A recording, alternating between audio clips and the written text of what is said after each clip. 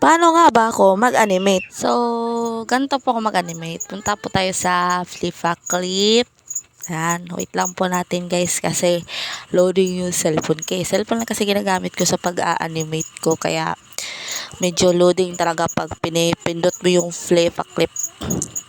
Tsiga-tsiga lang. Yan lang talaga yung kaya ko ngayon mag-animate sa cellphone. Pasensyahan nyo na yung kasi maingay dito Kaya, pindutin natin yung plus pag magki-create animate ka na. Pindutin ang plus, tas maglagay ka ng title. Kung anong gusto mong title, sa akin kasi nilagay ko is, paano ako mag-animate kasi tutorial to Tingnan nyo guys, nilagay ko dyan, tas yung ko seconds is 10 seconds lang para hindi siya masyadong mabilis, mabagal. Gusto ko kasi 10 seconds lang kaya create na natin. Create. Loading talaga siya. Pasensya na po. Tingnan nyo yan. Tas, magdo-drawing ka lang. Drawing ka na kung anong gusto mong i-draw. Kung paano ka mag-animate. Tas, pwede mong i-adjust yung ng pencil mo, like makapal ba, manipis. Pero ako gusto ko yung manipis kaya nilagay ko sa 5. Tas nagdo-drawing na ako, ganyan lang, ganyan, ginaganyan ko lang. Tapos ipa-fast forward natin kasi medyo mahaba fast forward na natin kasi medyo matagal matapos pag hindi mo talaga ipa-fast forward. Kaya tingnan nyo guys, step by step kasi pag drawing.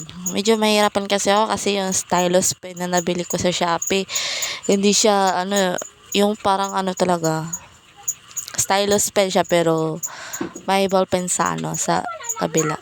Tingnan niyo guys. Kinapi-paste ko lang siya hanggang sa 10 frame kasi kailangan kaya kinapi-paste ko lang talaga siya para hindi na ako mag-draw. Tignan nyo, copy-paste, ganyan, copy-paste lang hanggang sa 10 frame. Tas punta ka sa tas lagay ka na, magdagdag ka ng layer to kasi ginamit ko kasi para maka-draw ka ng parang apoy, ganyan. Yun guys. Tingnan nyo lang yung video ko. Inulit-ulit ko lang. Pinindot ko kasi yung yung tatlong dot sa gilid. Lalabas yung yung onion, ganun, para mo talaga yung itsura ng i-draw mo para gaya mo lang siya, ganun. Tapos ipi-play mo ganyan, okay na. Gumagalaw na siya, tapos kukulayan mo na lang siya. Sa akin kasi kinulayan ko muna yung layer 1. Yan. Ulit-ulitin mo lang yung yung anong ginawa mo sa sa unang frame 1. Ganyan, hanggang sa frame 10. Tas, yan, magkukulay na ako. Pipili lang ako ng ng kulay na gusto ko. Madami kasi akong ginamit na kulay kaya medyo madami na. Kaya dito na lang ako sa circle para mas madali. Masanay kasi ako sa circle Diyan, sa ganyan. Sanay ako kasi makakapili ako ng kulay na gusto ko. Tapos i-add plus ko lang. Tapos ganyan, magkukulay na ako. Kulayan ko muna yung yung kahoy. Yan, kahoy. Kinulayan ko yung kahoy hanggang sa 10 layer. Ulit-ulit lang. Parang inulit-ulit mo lang yung proseso pero iniiba-iba yung yung itsura. Ganun. Nahihirapan lang kasi ako maglagay ng kulay kasi nalalagay sa sa parang may guhit ng drawing ko. Kaya nag-iiba yung kulay ng drawing ko. Kaya ulit-ulit lang. Hindi naman siya masyadong mahirap. Tas pwede ka maglagay ng shadow sa sa kahoy na ginaganyan-ganyan ko lang. Tas ganyan.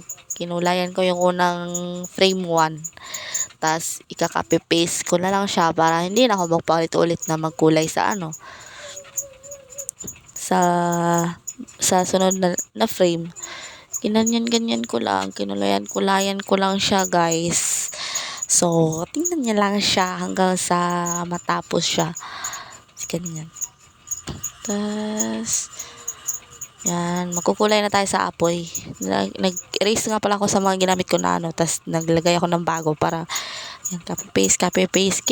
Copy-paste ko lang. Para mas, hindi na ako mahirapan sa pag nagkukulay. Pasensya nyo na yung, yung paligid ko kasi maingay kasi. Yan, ganyan ko lang yung para hindi na ako mahirapan magkulay. Copy-paste ko lang siya sa tas, ganyan. Nilagyan ko ng white yung yung circle sa gitna ng apoy. Tapos, parang ko lang, smudge ba yun? Smudge para mas mag-blend yung sa gitna. Para mas maganda tignan. Parang apoy talaga siya. Tingnan nyo lang yan guys. Hanggang sa dulo. Ganyan ko lang.